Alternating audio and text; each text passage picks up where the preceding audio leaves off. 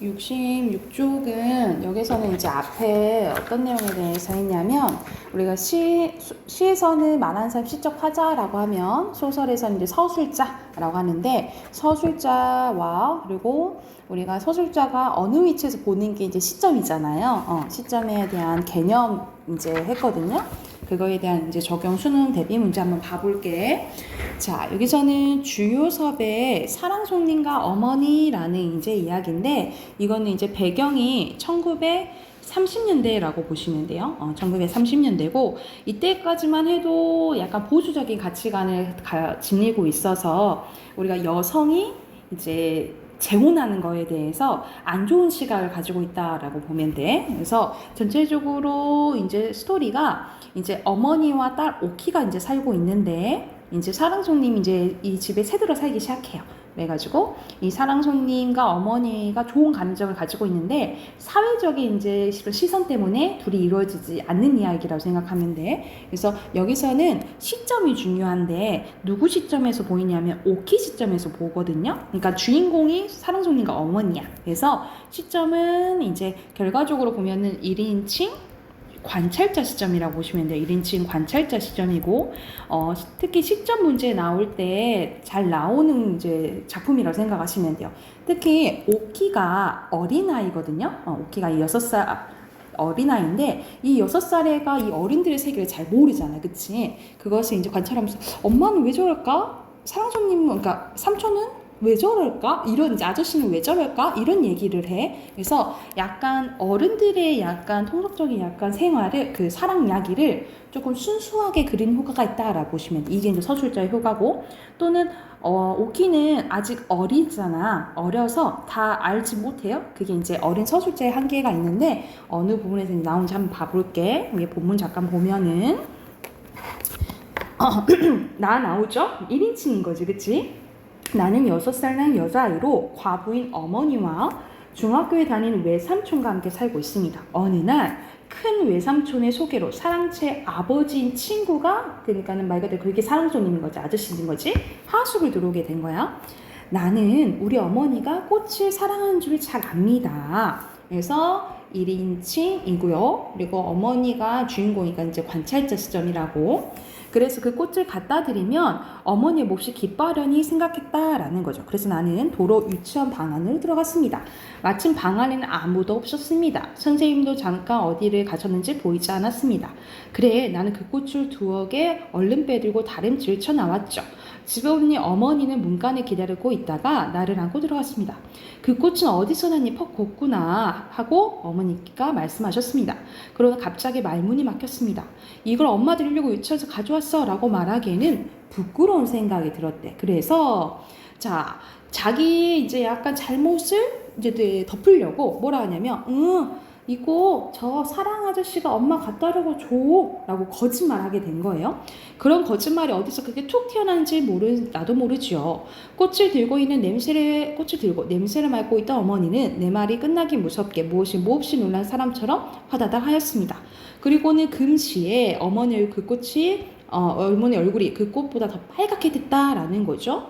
그 꽃을 든 어머니는 무슨 무서운 것을 생각하는 듯이 방 안을 휘 둘러보더니 오키야 그런 거 받아보면 안 돼 라고 얘기를 했다는 거죠. 여기서는 방 안을 휘 한번 둘러보다는 다른 사람들의 뭐를 신경 쓰는 거야?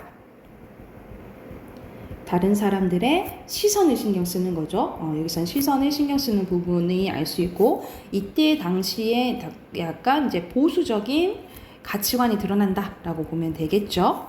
오케이 그런 거 받아오면 안 돼 라는 목소리가 몹시 떨렸습니다. 나는 꽃을 그렇게도 좋아하는 어머니가 이 꽃을 받고 그처럼 성을 낼 줄은 참 뜻밖이었습니다. 어머니가 그렇게 성을 내는 걸 보니까 뭐라 생각하냐면 그 꽃을 내가 가져왔다고 그러지 않고 아저씨 주더라고 거짓말한 것이 참 잘 되었다고 속으로 나는 생각했다라는 거죠. 그러니까는 여기서는 아이의 순수함을 드러나는 거죠. 그치? 어머니가 성을 내는 까닭은 나는 모르지만 난 얘는 잘 몰라 어리니까 그지? 하여튼 성을 낼 바에는 내게 내는 것보다 아저씨에게 내는 것이 낫기 때문입니다 라는 부분이야. 그래서 여기서는 뭐가 드러나냐면 어린 서술자의 한계가 드러난다라고 써주시면 되겠죠. 그러니까 여기서는 한계도 드러나고 오히려 이제 어머니와 아버지란다. 그 아저씨의 약간 이제 사랑 이야기 순수하게 드러내진다라고 생각을 하면 되겠죠. 이어서 보면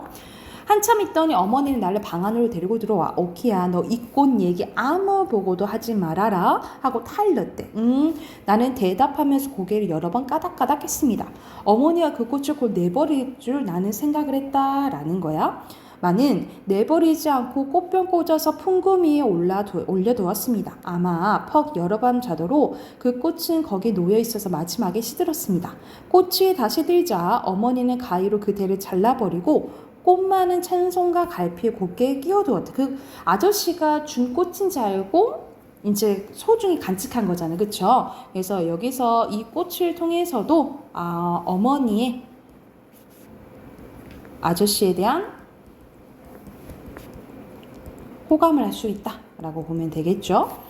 아저씨가 하얀 봉투를 서랍에 꺼내서 내게 주었습니다. 여기서는 이 하얀 봉투에는 어떤 내용인지는 몰라요. 그런데 이제 아마도 어머니에 대한 고백이겠지, 그치? 어머니에 대한 마음이 담겨져 있는 소재라고 보면 돼.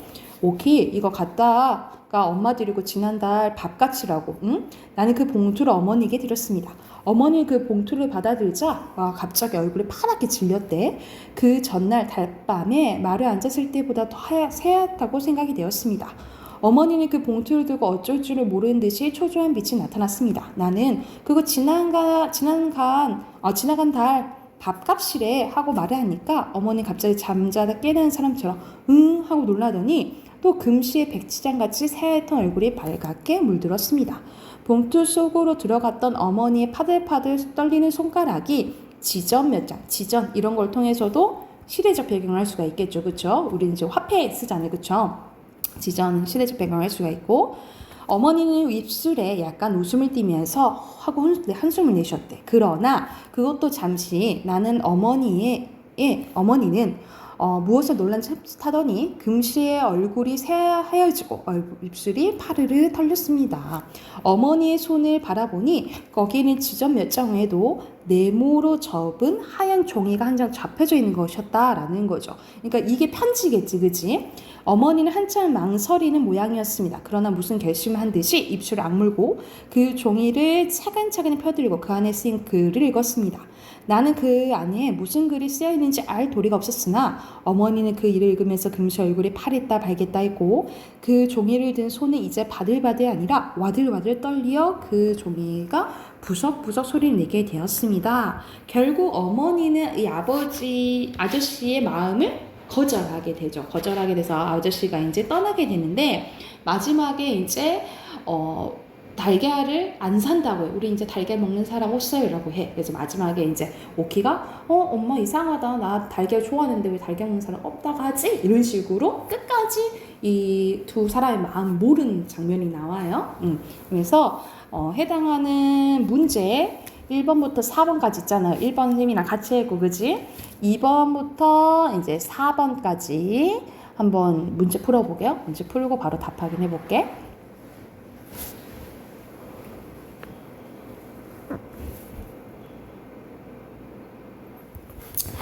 자, 2번 보면은 여기서 A를 보기와 같이 이거는 시점을 바꾼 거잖아요. 그쵸?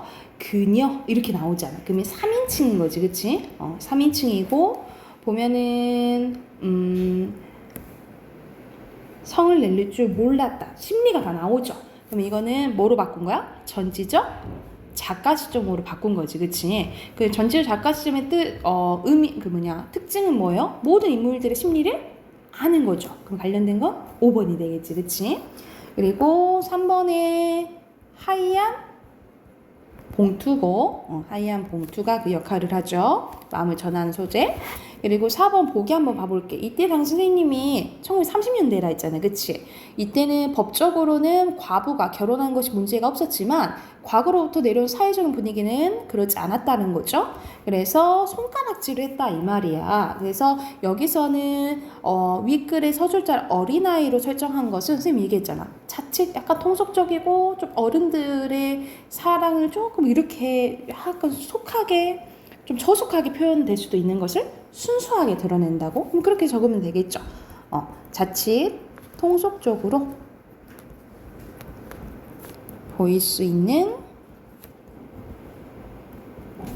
어머니와 아저씨의 사랑을 순수하고 아름답게 묘사할 수 있다. 이게 효과겠죠?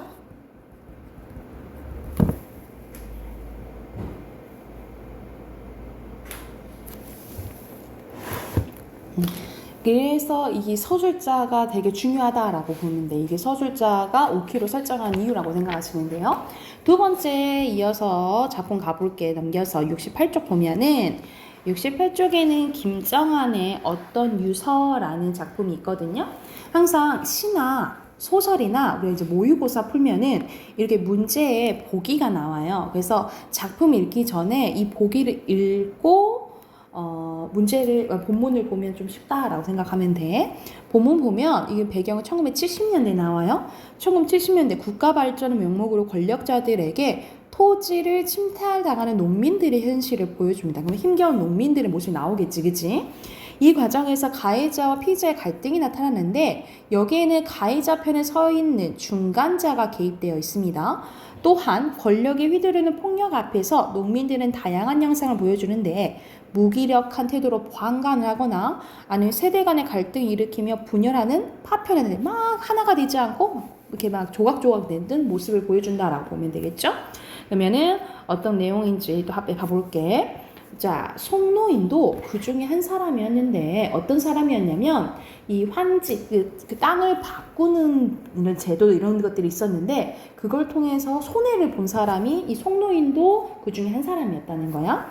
그는 더욱 심한 손해를 보았는데 원지본이란 환지 원칙이 있는데도 여기서 원칙은 환지는 서로 토지를 바꾸는 거고 이 환지 원칙 바꾸는데도 원칙이 있는데 송노인 경우에는 도합 1510평 중 원주로 받은 것은 불과 400평뿐이었고 이렇게 많이 내놨는데 이거밖에 못 받았다 이 말이지. 나머지 1110평은 말도 안 되는 박토를 받았다라는 거야. 죽일런다고 화가 난 거지 당연히. 송노인의 입에선 또 이런 말이 나왔는데 환지에 불만이 가진 사람들은 모두 불평을 했대요. 마을 환지 위원들이 공정하지 못했다라는 말이 떠돌았대. 당연히 이렇게 이 사람들이 이제 권력자들이겠지, 그치? 진흥공사에 땡땡 사업소 사람들이 그러고 그랬으리라는 소문도 나돌았다. 이런 소문들이 맹탕 거짓말이 아니라는 것은 가령 마을 환지위원들 가운데는 그런 억울한 변을 당한 사람이 없다는 사실과 또 환지위원들과 가깝게 지내는 사람도 그랬다는 거죠. 그럼 이건 빼박인 거지, 그치? 부당한 환지를 받은 사람 모두 같은 기분들이었지만 그런 뜻을 모아서 어떻게 해보자는 사람들이 없는 것 같았대. 그러니까 아까 보기에서도 그랬잖아. 무기력하게 근데 아무것도 못하는 사람들이 많았다는 거죠. 가뜩이나 오리엔탈 고부장의 경우와는 달라서 이건 바로 정부에서 한 일이니까 어쩔 수 없다라고 생각하는 눈치였다라는 거예요. 그러니까는 아무리 이제 억울한 일을 당해도 무기력한 모습을 보여주는 거죠. 말하자면 다루기 쉬운 백성들로 잘 훈련되어 있었던 것이다. 말때 막 있어. 송노인의 불평은 한 계단 더 비약했는데 그는 자기에게 내려진 부당한 처사를 참을 수 없었다. 늙은 몸으로 2달을 계속 관계요로로 부당한 환지의 시정을 호소하며 당했다. 새어 나온 그의 유서 내용에 의하면 마을환지위원장의 이성복 동장에게는 무려 15회 그리고 농업진흥공사에는 6회나 찾아간 것으로 되어 있었대요. 그러나 모두 허사였다. 이 수종일가 묵사를 당하고 만 셈이었다라는 거죠. 그러니까는 계속 부당함을 호소했지만 들어줘? 이야기를 들어주지 않았다 이 말이야. 게다가 고속도로가 통하면 사람 왕래도 많아져서 송노인의 집에서는 가게도 차릴 수 있을 거라시라는 매기입은 이성복의 별명이에요. 이성복의 동짝말도 턱이 아닌 헛나발이 되고 말았대. 그러니까 환지하기 전에 이성복 이랬다는 거지. 아 여기 고속도로 생기면 아마 영감 여기 앞에서 뭐 가게도 차릴 수 있을 거고 더 좋을걸요? 환지하면 이렇게 이제 들었다는 거야. 고속도로를 다니는 차들은 아무데나 설 수 없고 또 고속도로를 함부로 건너갈 수 없다는 것을 시골 사람들은 길이 통해야만 비로소 알았다라는 거죠. 이때는 이 고속도로에 대해서 제대로 알아? 모르니까 당한 거지, 그지? 바로 길 너머 논에 부엄을 내는 사람들도 먼 굴다리 쪽에 일부러 돌아가야 됐었다라는 거지. 바로 가지 못하는 거지. 이게 무슨 지랄이고 짐이 무거울수록 그들의 입에는 욕이 절로 나왔는데 길에서 집이 가까운 속내의 경우 은근히 희망을 걸어보던 가게를 내긴커녕 지나가는 차들을 내뿜는 매연과 소음과 먼지 때문에 오히려 역정만 늘어날 판이었대요. 그래서 처음에는 행여 구멍가게라도 될까 싶어 일부러 길 쪽에 내보았던 마룻방도 이내 문을 닫아 걸었대. 너무 이제 먼지가 심하니까 가게도 안 되는 거지, 그지? 길쪽 창유리가 쉴 새 없이 밀어닥치는 먼지로 인해 마치 메가리간이 그것처럼 뿌옇게 돼버렸다라는 거죠. 중약 부분 줄거리 봐볼게. 마을의 농토는 공장, 부지, 조성 등의 명목으로 자본가들이 넘어가는데 이러한 상황을 심각하게 받아들이지 않고 가벼운 농담이나 하는 마을 젊은이들과 성노인이 갈등하게 됩니다. 아까 보기에서도 나왔지. 대개 가해자와 피해자의 갈등도 나오고 아니면 그 중간자도 개입되고 자기들끼리 이제 세대 갈등도 나온다 그랬었죠. 비꼬지 마 이소 이번엔 매기입의 친구요. 이성복의 친구인 거지. 마을 환지위원인 한 사람인 상출한 청년이 불쑥 나섰대.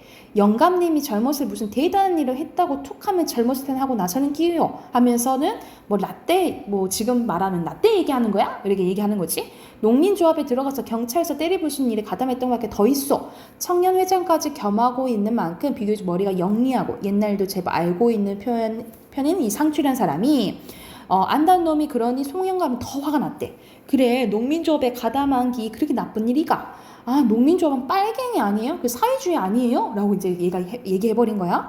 상출이는 실제 위협 비슷하게 나왔다. 송노인은 드디어 화가 폭발하게 된 거야. 빨강이랑은 채 이놈들이 못하는 말이었구나. 그래 외놈들이 경찰이 우리 경찰이더냐? 일제 때 고자질이나 하고 헌병 앞집이라는 데서 독립운동하는 사람들 괴롭히고 쏘아 죽이고 하던 놈들이 요새 와서는 자기는 반공투쟁 했을 뿐이라고 도요 큰 소리 치고 다닌다 카이. 바로 너그가 생사를 잡는 소리를 하는구나. 어디 그냥 더 해봐라. 너 지금 나보고 빨갱이를 했어? 하고 이제 얘기를 막 화를 낸 거야. 어느 쪽으로 가면. 영감 참으면서 장난하는 소리가 아니요 하면서 송노인의 성과를 누구보다 잘하는 매기입이 이성복이 얼른 이제 말렸대요. 다행히 별일은 없었대. 나 이놈아 어서 파출대가 신고해라. 송노인은 네가 빨갱이라고. 송노인은 상출의 얼굴에 침을 뱉어주려다 그대로 돌아섰대요. 그러나 따지고 보면 송노인의 그런 감정은 비단 상출에게만 아니라 아무런 주변도 패기도 없으면서 그래도 마을 대표인 치하고 우쭐거리는 젊은 치 전체에 대한 건지도 모른다. 그러니까는 너네들이 젊고 이렇게 부당한 거 있으면은 저항하기라도 해야 되는데 너네는 아무것도 하고 뭐 하는 거야? 하고 이제 대표로 상출한테 화냈다 이 말이지. 물론 모든 청년들이 다 그렇다는 것은 아니다. 이른바 세대교체의 탓인지도 모르되 옛날과 달라서 요즘은 어느 말할 것 없이 어른들은 다 뒤로 물러앉고 그런 젊은 치들은 마을 일을 도맡듯 해서 옳든 그르든 위에서 시키는 대로만 용춤을 추고 있는 판국이라고 송노인은 생각했다라는 거죠. 여기서는 송노인의 심리가 다 나오잖아요. 그치? 그럼 이건 시점은 뭐예요? 전지적? 작가 시점이 되겠죠. 그쵸? 자, 환지 문체로 기타를 통해 송노인과 같은 생각을 가진 사람들도 많았지만 노인네들 그저 세상이 그런 걸 할 뿐 드러내고 놓고 말을 잘 안 했다. 요컨대 아직은 드러내놓고 말은 하지 않더라도 마을 사람들 사이에는 눈에 보이지 않는 어떤 틈이 생기고 있는 것만은 숨길 수 없는 사실이었다. 멍청한 얼굴들에 나타나게 마련인 씁쓸한 웃음을 보아도 능히 짐작할 만이었다. 절딱선이 없는 놈들 하면서 송노인은 답답한 거지. 왜냐면 같이 농민들끼리 힘을 합쳐서 부당함에 저항을 해야 되는데 하지 못하는 거죠. 그렇죠? 그래서 여기서는 부조리한 농촌 현실에 대해서 얘기한 이야기라고 보시면 돼요. 그래서 배경 이제 점검 치시면 되고 이것도 해당하는 문제 풀고 답하기는 바로 할게. 5, 6, 7번 풀어보시면 돼요.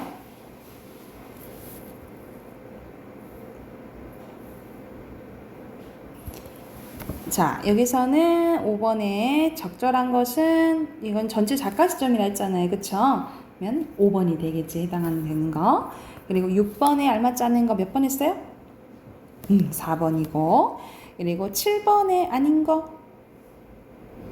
2번 송노인은 가게도 차릴 수 있을 것이라는 시점에서 이성복 동장이 가해자의 편에 서서 이성복이 가해자 개발에 동조하고 있던 중간자라 할 수 있겠죠. 왜냐하면 이성복이 고속도로 내에서 가게 차릴 수 있을 것이라고 속인 거잖아. 그치? 그래서 이성복은 완전한 가해자는 아니고 중간자라고 볼 수 있겠죠. 그치?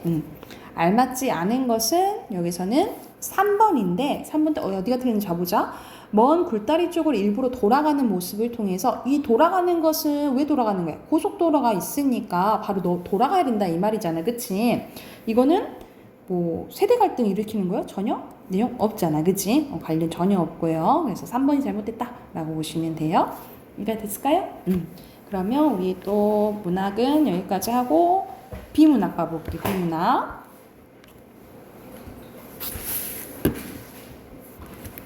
비문학은 72쪽 펴시면 돼요.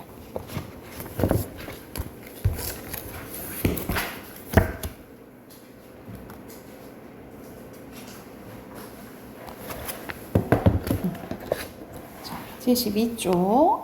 여기서는 이제 우리가 모의고사 보면은 지문이 이렇게 세 지문씩 나오잖아요. 세 지문씩 나오잖아요. 그래서 각각 종류별로 이제 나오는데 이거는 어떤 이제 설명이냐면 지문의 내용을 다른 상황에 적용하는 이제 문제 유형 푸는 방법이라고 생각을 하면 돼. 자, 개념 이야기 봐보자. 1 봐볼게요. 구체적인 상황에 적용하는 문제 유형이 더 확대된 것으로 지문의 내용을 전혀 다른 상황에 적용을 해가지고 맞는지 판단하는 이제 문제 유형이 나온다라고 보시면 되고요. 두 번째 보면 먼저 문제의 발문과 보기 등을 통해서 문제와 연관되는 지문 내용 파악하고, 그러니까 예를 들어서 몇 문단이 나오는지를 얼른 찾아야겠지, 그치? 그 내용을 얼른 이제 정확히 이해해야 되고요.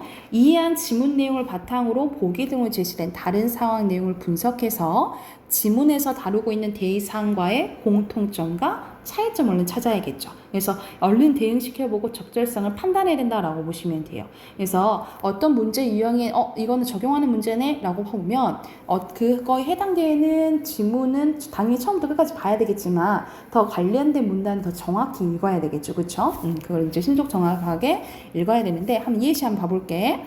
자, 1번 보면은 최근 예술 분야에서는 과학기술을 이용하여 새로운 장르를 개척하는 시도가 이루어지고 있는데 이러한 배경을 바탕으로 등장한 예술 하나가 바로 엑스레이 아트래. 그러면 엑스레이 아트는 엑스레이 사진을 활용해서 만든 예술 작품을 의미한대요. 그럼 당연히 핵심 개념 뭐겠어?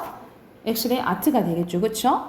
그럼 엑스레이 아트에 대한 이제 지문이 좀 연달아 나오는데 보면 엑스레이 아트의 창작 의도를 구현하기 위해서는 오브제의 특성을 고려해야 되는데 오브제의 재질과 두께에 따라 엑스레이 투과율이 달라지기 때문이래요. 이러한 이유로 엑스레이 아트에서는 엑스레이가 투과되지 않는 물질이 포함된 오브제를 일부러 빼기도 하고 역으로 활용을 하기도 합니다. 그래서 촬영을 할 때는 오브제의 두께에 따라 엑스레이 강도와 오브제의 엑스레이가 투과되는 시간을 조절해야 의도하는 명도의 사진을 얻을 수가 있다라는 거. 이게 오브제 촬영할 때 주의할 점 같은 거겠죠. 그렇죠? 또한 오브제와 근접한 가까운 거리에서 촬영해야 되는 엑스레이 특성상 가로, 세로 엑스레이 필름의 크기보다 오브제가 클 경우에는 나누어서 촬영하는 경우도 있대요. 한편 작품 창작 의도를 구현하는데 오브제의 모든 구성 요소가 필요하지 않다면 일부만 선택해서 창작 의도를 드러낼 수도 있대. 그리고 오브제와 겹쳐 있을 경우 창작 의도와 다른 사진이 나올 수 있으니까 적절하게 오브제를 배치하고 모두 촬영 각도도 결정해야 된다라고 나오죠. 그래서 여기서는 오브제의 특성을 고려해야 된다는 내용이 나오죠. 그치? 이 문단이어서 보면 이렇게 촬영한 엑스레이 사진은 컴퓨터 그래픽 작업을 걸치는데 창작 의도를 드러내기 위해 여러 장의 사진을 합성하기도 합니다. 특히 항공기 동체 같은 크기, 이건 너무 크잖아요. 그치? 이렇게 크기가 큰 대상을 오브제로 삼아 여러 나라에 걸쳐 촬영할 경우 촬영 당시의 기온, 습도 등의 영향으로 각각의 사진들마다 명도가 다를 수가 있대요. 그러므로 그래픽 작업을 통해 사진들의 명도를 보정하고, 그래서 그래픽 작업이 필요하다라는 거죠. 그치? 이 사진들을 퍼즐처럼 맞추어 하나의 사진을 합성하여 작품을 완성한다. 이게 대표적인 엑스레이 아트라고 보시면 되겠죠. 그러면 여기서는 창작 방법을 정리한 거야. 엑스레이가, 이거는 빈칸은 투과되지 않는 물질 포함한 오브제를 배제하거나 역으로 활용하고 오브제의 두께에 따라서 엑스레이의 강도와 오브제의 엑스에 투과되는 뭐를? 노출된 시간을 조절해야겠죠? 시간을 조절하고 오브제의 일부 구성 요소만 선택하거나 마지막 1문단 마지막에 보면 오브제의 배치나 촬영 각도도 조절해야 된다 했죠. 그쵸? 그리고 크기가 큰 오브제의 경우 여러 날에 걸쳐 촬영하여 그래픽 작용 사진을 보정한 후 하나의 사진으로 합성해야 된다 했죠. 그죠? 그러면 이제 이거는 이제 거의 적용하는 문제가 나왔는데 보기 봐볼게. 엑스레이 아트의 거장인 닉 베세이는 엑스레이를 활용하여 오브제 내부에 주목한 작품을 만들었는데 작품 이름이 튤립이래요. 이런 작품을 통해 꽃봉오리에 감춰진 암술과 수술을 드러냄으로써 꽃에 보이지 않는 내부의 아름다움을 탐색했대요. 또한 우리가 셀프 카메라 이제 쓰는 거지, 그치? 작품을 통해서 현대사의 외모 지상주의를 비판했는데 이 작품은 자기 얼굴을 찍는 사람의 모습을 엑스레이로 촬영한 것으로 엑스레이로 인체를 촬영한 경우 외양이 드러나지 않는다라는 거지. 그래서 우린 다 똑같은 인간이다. 얼굴이 뭐가 중요하냐 이걸 이제 비판했다라고 보시면 되겠죠. 그러면 1번 봐볼게. 기억 튤립이지, 그지? 이거는 오브제가 가진 크기와 상관이 있나? 이거는 크기가 아니라 겹쳐지는 게 상관이 있는 거잖아요. 그치? 그러면 나누어 줄 필요가 없겠죠. 그쵸? X죠. 그리고 닉 베세이는 니은을 통해, 셀피를 통해서 외형에 집착하는 현대인의 모습 비판한 거 맞죠? 그치? 그리고 3번에 닉 베세이는 니은을 통해 다른 사람의 사진을 찍어주는 다수의 사람들을 겹쳐지게 배치하겠어? 이건 셀피잖아. 그치? 자신의 얼굴을 배야겠죠. 그쵸? X라고 보시면 돼요.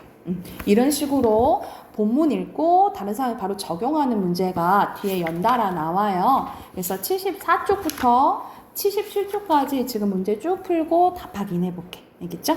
지금 바로 풀어보자.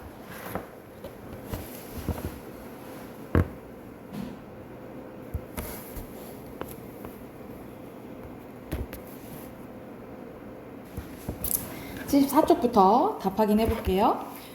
여기서는 기억의 개념은 구독경제잖아. 그치? 구독경제를 바로 앞에 나와 있죠. 소비자가 회원 가입 및 신청을 하면 정기적으로 원하는 상품을 배송받거나 필요한 서비스를 언제든지 이용할 수 있는 경제 모델이라고 1번 쓰면 되죠. 그치? 그리고 2번 종류는 순서대로 정기 배송 모델, 그리고 무제한 이용 모델, 장기 렌털 모델 이렇게 쓰면 되겠죠. 그런데 여기서는 이제 예시 선택하는 거잖아요. 그치?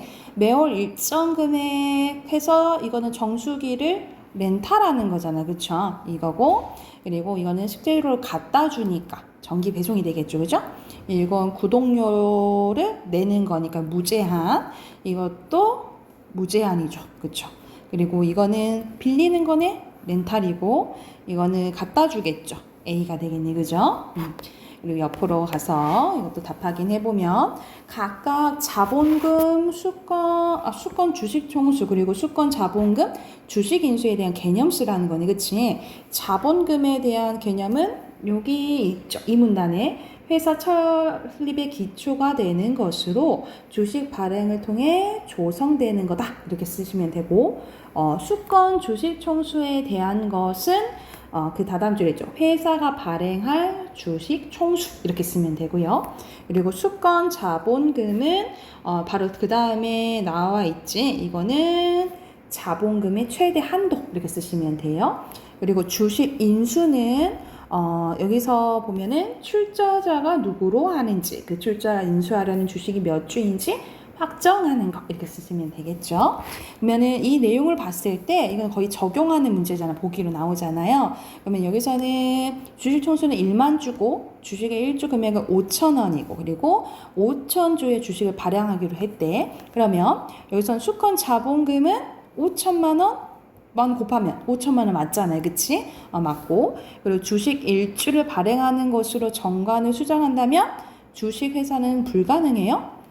여기서는 최저 자본금에 대한 제한을 두지 않는다 했잖아. 그치? 할 수 있죠. X고요. 그리고 주식회사 설립하려면 주식 1만 주에 대한 출자자를 확인해야 돼요. 여기 보면은 5,000주 써져 있잖아. 그치? 1만 주 5,000주죠. X고 4번에 결이 필요하다 했죠. 그쵸? O예요. 자, 그리고 뒤에 지문은 앞에 선생님이랑 같이 했잖아, 그치? 그 해당되는 내용 바로 문제 답 확인해볼게. 여기서 언급되지 않는 것은 5번이고 어떻게 변해 왔는지 그건 나와 있지 않죠? 그리고 2번에 여기서는 엄청 큰 거를 X로 찍었잖아, 버스, 그치? 이건 겹쳐져 되어 있는 건데 여기서 알맞지 않은 것은 3번이겠죠. 측면은 전체적으로 보여주려고 하는 거지 토가되지 않는 효과를 보여주려고 한 게 아니죠. 그쵸? 2번에 3번이고요. 그리고 3번의 기억 부분은 어디 나와 있니? 엑스레이 아트가 그지? 엑스레이 아트의 적절한 것은 거의 마지막 부분에 나와 있잖아요. 그지? 5번이라고 보시면 되겠죠? 여기까지 됐을까요? 그러면은 비문학은 우선 여기까지 하고 문법 합시다. 문법 할게요.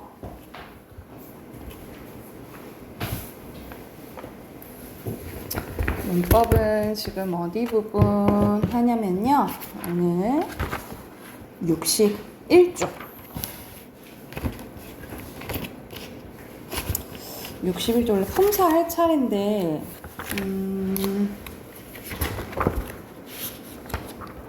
한번 봐봐야겠네.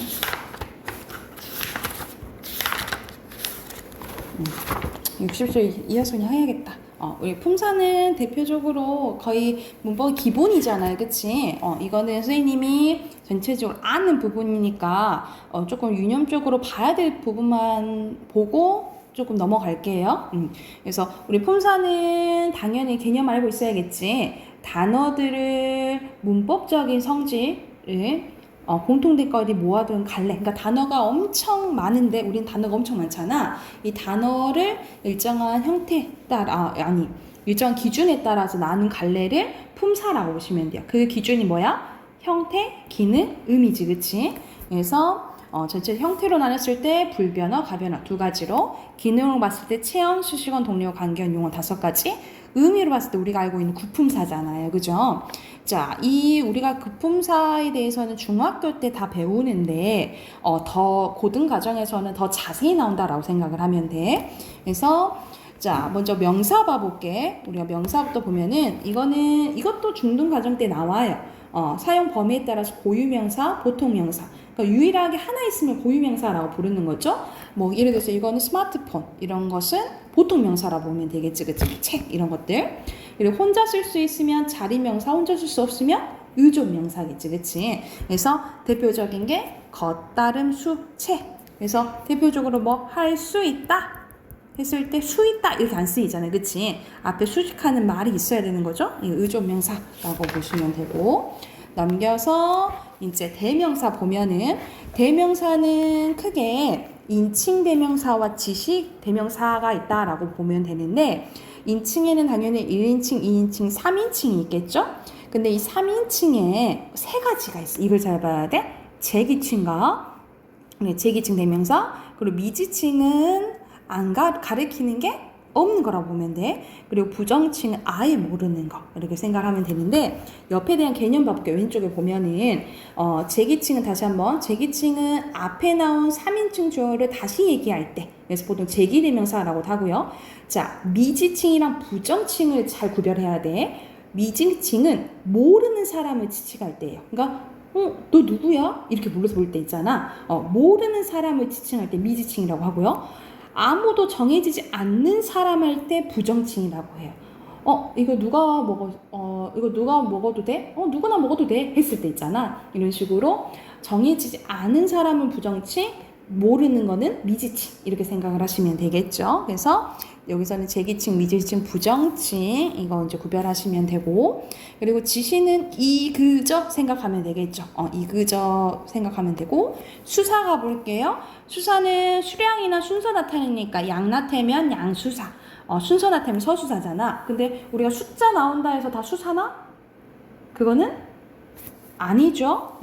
왜냐면 숫자 나온다 해서 다 수사는 아닌 게, 예를 들어서 사과 하나가 있다 라는 문장이 있으면 사과 한 개가 있다. 이건 똑같은 문장이지만 다르지, 그치? 수를 나타내는 것은 하나와 한이 있죠. 근데 이건 두 개의 품사가 달라요. 여기서는 하나 옆에 뭐가 붙었어? 가가 붙었지. 조사가 붙을 수 있다라는 소리는 이게 뭐라는 소리예요? 체언이란 소리야, 그치? 그러면 체언 중에 얘는 뭐라는 소리야? 수사겠죠, 그쵸? 근데 여기서 가가 붙어 있는 건 개죠. 그럼 얘가 체언이란 소리네? 얘는 단위를 나타내는 단위명사라고 보시면 돼요. 단위명사야. 근데 그러면 이 하는 이 체언을 뭐 하고 있는 거야? 꾸며주는 거죠, 그쵸? 그래서 여기서 하는 수사가 아니라 뭐라 보면 돼? 우리가 체언을 꾸며주는 말을 뭐라 하지? 관형사라 하지? 관형사 중에는 수관형사라고 보시면 돼요. 그래서 숫자가 나온다 해서 다 수사는 아니다. 그래서 이게 대표적인 예시다라고 보면 돼. 그래서 구별법은 체언 뒤에, 수사 뒤에는 뭐가 오고? 조사가 오고, 그리고 관형사 뒤에는 체언이 온다. 이렇게 생각하시면 되겠죠. 자, 그러면 수사 끝이야. 그래서 3개 끝났어. 그 다음에 용언 가볼게요. 자, 용언에는 동사와 형용사가 있는데 동사는 당연히 움직임 나타내는 거잖아요. 그래서 2가지 종류가 있어. 자동사와 타동사. 이거는 영어 시간이 많이 배웠지, 그치? 그러니까 목적어, 유무 차이죠. 목적어가 필요하면 타동사, 필요하지 않으면 자동사인 거고, 형용사는 성질이나 상태 나타내는 거여서 성상과 지시로 나눠진다라고 보시면 돼요. 성상은 말이 어렵지 않고 말 그대로 성질이나 상태를 줄여서 성상이라고 보는 거야. 그리고 지시는 이러하다, 그러하다, 저러하다 생각하시면 돼요. 예시 있죠. 이러하다, 그러하다, 저러하다, 어떠하다, 아무러하다 이렇게 있다라고 보면 되고, 특히 가장 많이 이제 헷갈려하는 부분이 동사와 형용사의 차이, 그러니까 구별하는 거. 그러니까는 뭐가 동사인지, 뭐가 형용사인지 헷갈리는 경우가 있거든요. 그 구별법이 여기 있다라고 보면 돼. 3번. 가장 많이 구별하는 게 현재 시제 어미 는다, 니은을 넣는다 라고 보시면 돼요. 그래서 니은이나 니은는다, 는다를 넣어봐서 말이 되면 동사, 말이 안 되면 형용사라고 보면 돼. 예를 들어서 우리 봐봐. 기본에 예쁘다라는 거 우리 형용사인지 알고 있잖아, 그치? 근데 이게 동사인지 형용사인지 헷갈려. 그럼 니은다를 넣어봐. 예쁜다, 말 돼? 안 되잖아, 그치? 이런 식으로 니은다를 넣어봤을 때 말이 되면 동사, 아니면 형용사라고 생각하면 돼요. 또 구별법은 명령형 어미랑 청형 어미가 붙냐 안 붙냐인데 이거는 헷갈리는 경우가 많으니까 가장 쉬운 구별법은 니은다 넣는다라고 보시면 돼요. 니은다를 넣어보고, 그리고 옆에 보면 있다라는 게 있거든요. 이 있다는 우리가 있다는 뭐 동사일까 형용사일까 이렇게 헷갈릴 때가 있단 말이지. 그런데 나 여기 잠시 있다 갈게 했을 때는 동사예요, 그쵸? 근데 여기에 책이 놓여 있다는 상태지. 그럴 때는 형용사예요. 그래서 한 장소에 머물 때는 동사, 그리고 존재 소유 상태는 형용사. 이렇게 동사로 쓸 때도 있고 형용사로 쓸 때도 있다라고 구별해 두시면 되고요. 또 있어. 동사, 형용사 크다도 그거거든요. 우리가 나무가 나무가 큰다 라고 했을 때 잘하는 상황이잖아, 그치? 이럴 때는 동사가 되겠죠, 그쵸? 근데 나무가 크다 이런 상태를 나타내면 형용사겠죠, 그쵸? 이것도 크다도 동사일 때랑 형용사일 때 있다라고 생각을 하면 돼. 자, 그리고 넘어가 볼까요? 넘어오면 갑자기 어간과 어미가 나오지, 그치? 어간과 어미가 왜 나오냐면 용언 때문에 그래. 우리가 용언은 활용을 한다 해서 용언이라 하는데 문장에서 막 바뀌는 현상을 활용이라고 해요. 특히 활용을 할 때 우리가 기본 먹다라고 예를 들어보자. 근데 이 먹다는 먹니, 먹구나, 먹지 이렇게 변하잖아, 그치? 근데 뭐는 안 변해. 먹은 안 변하지? 이 먹을 뭘 한다는 거야. 변하지 않는 부분은 간, 뒤에 바뀌는 부분을 뭐라고 해요? 어미라고 해요. 그래서 여기서는 각각 어간과 어미에 대한 개념이 나와 있고, 우리가 어미의 종류가 나오는데 이제 고등과정에서는 이 어미에 대한 게 좀 많이 나온다라고 생각을 하시면 돼요. 이 어미는 크게 2가지로 나뉘어져요. 어말어미와 선어말어미가 나와. 자, 어말어미 이제 보면은, 어미는 예를 들어서 먹었다를 예를 들어볼게. 여기서는 먹은 어간이죠. 이게 어미들인데, 자, 다는 맨 끝에 왔잖아. 이 맨 끝에 오는 것을 어말어미라 부르는 거예요. 어말어미. 근데 엇은 어말어미 앞에 왔죠. 이것을 먼저 왔다 이 말이야. 선어말어미라고 부른다라고 보시면 돼요. 이해됐죠, 그지? 근데 또 이 표가 엄청 크잖아, 그지? 또 나뉘어지는 게 어말어미가 종결어미, 연결어미, 전성어미로 나뉘어져요. 자, 말 그대로 종결어미는 마지막에 끝내주는 거. 이 끝에 오는 것을 종결어미라고 보시면 돼요. 그래서 이거에 따라서 문장의 종류가 정해진다라고 보면 돼. 이 문장의 종류가 정해지는데, 그러니까 뭐뭐 다 이런 게 오면은 평서문이 되는 거예요. 뭐뭐 하니가 오면 의문문이 되는 거고, 뭐뭐 하는구나 감탄문, 뭐뭐 해라 명령문, 뭐뭐 하자 청유문이 된다라고 보시면 돼요. 그래서 이 종결어미가 뭐가 오냐에 따라서 뭐가 정해져? 문장의 종류가 정해진다라고 보시면 되고, 자, 이 연결어미는 뭐 기억을 하면 되냐면, 우리 준이 그거 배웠을까? 이어진 문장과 아는 문장 있잖아요. 그 이어진 문장 만들 때 쓰이는 게 이 연결어미라고 보시면 돼요. 그래서 말 그대로 대등하게 이어진 문장을 만들어준 게 대등적 연결어미.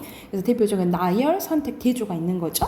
그리고 종속적으로 이어진 문장을 만들어준 게 종속적 연결어미라고 보시면 돼요. 그리고 이 보조적 연결어미는 보통 보조영언이나 본영언 할 때 뭐뭐 하고 있다 이런 것들 있잖아요. 그럴 때 쓰이는 게 악해지고 이렇게 기억을 하시면 돼요. 그리고 전성어미는 아는 문장 만들 때 쓰이는 거야. 전성 말 그대로 성질을 바꿔준 어미라고 생각하면 돼. 그래서 일시적으로 명사를 만들어주고, 일시적으로 관형사를 만들어주고, 일시적으로 부사를 만들어준 어미들이라고 생각을 하시면 돼요. 여기가 됐을까요? 그리고 선어말 어미는 주체 높임과 시제, 공손이 있는데 뭐뭐 하옵소서 했을 때 오비 있잖아요. 그러니까 옛스러워서 지금은 조금 잘 안 쓰인다라고 보시면 되고, 시제는 과거, 현재, 미래, 주체 높임 우리가 드시다 아니면 또는 오시다 했을 때 높이는 것이 기억을 해두시면 돼요. 그래서 전체적으로 다시 어미는 두 가지로 나뉘어지는데 어말어미, 선어말어미, 어말어미는 종결어미, 연결어미, 전성어미 이렇게 나뉘어진다라고 보시면 되고, 선어말어미는 주체 높임, 시제, 공소 이렇게 나뉘어진다라고 생각을 하시면 돼요. 자, 그러면 잠깐 넘어가기 전에 왼쪽 잠깐 봐볼게. 왼쪽에 선어말어미 get, 우리가 get은 보통 미래를 나타내는 미래 시제의 선어말어미거든요. 근데 미래만 가끔가다 보기에서 어떤 게 나오냐면 get은 미래의 의미만 지닌다 이런 경우가 나와. 근데 미래뿐만 아니라 다양한 의미를 지니거든요. 그래서 추측, 도착하겠구나 미래도 되지만 추측하는 것도 되고요.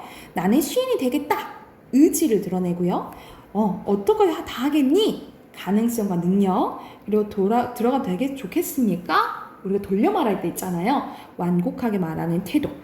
어느 분이 먼저 하시겠습니까? 의문문으로 의양 물을 때 이런 식으로 get은 다양한 의미의 쓰임이 쓰인다라고 보면 돼. 그래서 가끔 가다가 만약 이게 시험 범위면 이것이 만약 예를 들어서 예시문 이렇게 나오고 이게 어떤 의미냐 이게 고르는 문제가 나오거든요. 그래서 이걸 분별할 줄 알면 되는 거야. 됐을까요? 그리고 본용어가 65쪽 보면 본용어가 보조용어인데, 본용어는 보조용어 앞에 쓰는 용어로 실질적인 의미를 나타내는 문장에서 단독으로 서술어가 될 수 있는 걸 본용어이라고 하고요. 보조용어는 홀로 쓰이지 못하는 거야.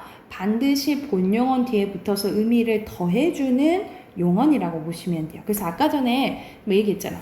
보조적 연결이 악의지고 쓰인다 했잖아요. 그쵸? 이 악의지고를 통해서 본용어과 보조용어는 연결된다라고 보면 돼요. 그래서 예를 들어서 수지가 피자를 다 먹었다가 아니라 먹어버렸다. 강조하는 거지. 그치? 먹어버렸다. 그리고 피자를 먹고 있다. 이런 식으로 지내. 피어있다. 그리고 만나볼까? 도착했나 보다. 가고 싶다. 오지 않아서 이런 식으로 본용어 앞에 있는 용어가 연결되는 게 보조용어라 보시면 돼요. 그래서 이거는 본용어가 보조용어는 어떨 때 나오냐면 한글 맞춤법 할 때 나오기도 하거든요. 왜냐면 본용어가 보조용어는 원칙적으로는 띄었어야 되거든요. 띄었어야 되는데 붙여 쓰는 것도 허용해준다 라고 보시면 되고, 그리고 근데 앞에 그 사이에 뭐 조사가 들어있거나 무조건 띄었어야 돼요. 그래서 여기서는 그런 내용이다 라고 생각을 하시면 되고, 밑에 나오죠? 띄어 쓰는 게 원칙이지만 붙였음도 허용하고 그런데 다만 나오지. 다만 여기 잠깐 맨 밑에 보면은 조사가 붙거나 앞말이 아예 합성동사인 경우 그리고 중간에 조사가 들어가면 무조건 뭐 해야 된다? 띄었어야 된다라고 보시면 되겠죠. 예를 들어서 노라만 낳는구나 했을 때 만 조사가 들어갔잖아요. 그치? 책을 읽어도 보고 여기서 도도 조사 들어갔잖아요. 그럼 무조건 띄었어야 되고 덤벼들어 보아봐. 덤벼들어가 합성어죠. 합성동사죠. 그러니까 띄었어야 되고 떠내려가도 합성동사니까 띄었어야 된다 이 말이야. 올 듯도 하다. 여기도 조사 들어갔고 잘난 체를 하다. 여기도 조사 들어갔잖아요. 이런 식으로 중간에 조사가 들어가거나 앞말에 합성동사하면 뭐 해야 된다? 무조건 띄었어야 된다라는 내용이에요. 자, 그러면 선생님이 오늘 67쪽까지만 할게. 67쪽까지만. 자, 뒤에 보면 용언의 활용에서 가장 또 많이 나오는 부분이 규칙 활용이랑 불규칙 활용이 나와요. 근데 규칙은 말 그대로 규칙적으로 변하니까 그렇게 볼 일이 없고 뭐가 많이 나오겠니? 불규칙이 많이 나오겠지, 그치? 불규칙은 맨 첫 번째 어간이 바뀌는 경우가 있고요. 어간은 앞부분이지, 그치? 뒤에 어미가 바뀌는 부분이 있고 둘 다 바뀌는 부분이 있어요. 그래서 먼저 어간이 바뀌는 부분 먼저 봐볼게.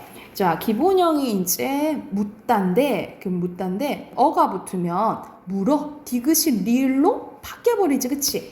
디귿이 리을로 바뀌어져 버려요. 그러니까 모든 디귿으로 끝나는 어간이 어를 만나면 리을로 바뀌면 규칙이겠지, 그치? 근데 얘네들만 바뀌는 거야.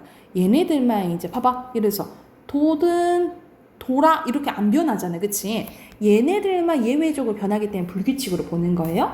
이런 식으로 디귿이 리을로 바뀌면 얘는 디귿 불규칙이라고 부르고 우리가 이것도 기본형이 돕다잖아요, 그쵸? 근데 아가 붙으면 도와 이렇게 돼버려, 그치? 그래서 비읍이 모음어미 앞에서 오로 바뀌는데 이게 비읍 불규칙이라고 하고 자, 지서가 아니고 어떻게 돼? 지어가 되지, 그치? 이런 경우로 시옷이 탈락해요. 이걸 시옷 불규칙이라고 해요. 그래서 이거는 대표적으로 이런 예시를 기억해 두시면 돼요. 이거 예시 기억해 두시면 되고 그리고 기본형 오르다잖아요. 근데 오르아 이렇게 안 되고 우리가 올라 이렇게 되지, 그치? 리을 소리가 더 나는 거야. 그래서 르가 어떻게 돼요? 리을로 바뀌죠, 그쵸? 그래서 올라 이게 르 불규칙이라고 보시면 돼요. 르로 끝나가지고 르 불규칙인 거야.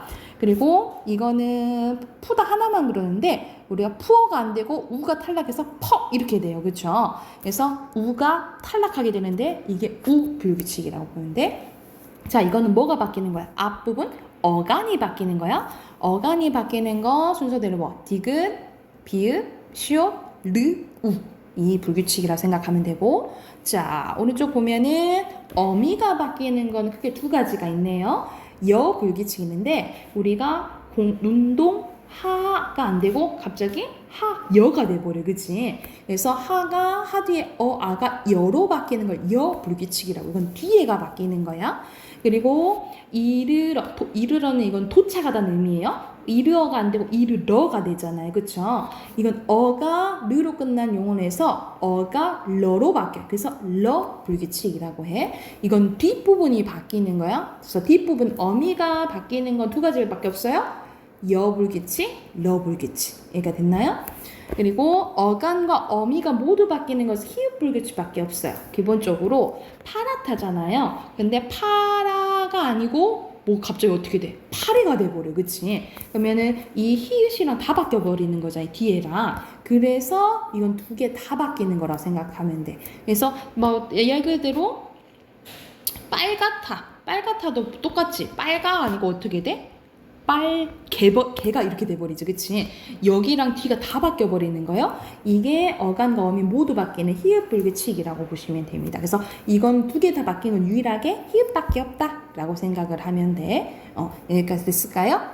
그래서 여기서는 자, 규칙은 따로 볼 필요 없고 불규칙을 봐야겠지? 불규칙은 순서대로 디귿, 비읍, 시옷, 르, 우 불규칙은 어간 바뀌는 거. 그리고 여 불규칙, 러 불규칙에는 어미가 바뀌는 거. 둘 다 바뀌는 거 뭐? 희읍불규칙 이렇게 생각을 하시면 돼요. 오늘은 여기까지만 하고 내일 이어서 진도 나가고 문제 한번 풀어보게. 그래서 내일은 어휘. 선생님 숙제는 오늘 따로 없고 어휘만 내일 외워오세요. 아셨죠?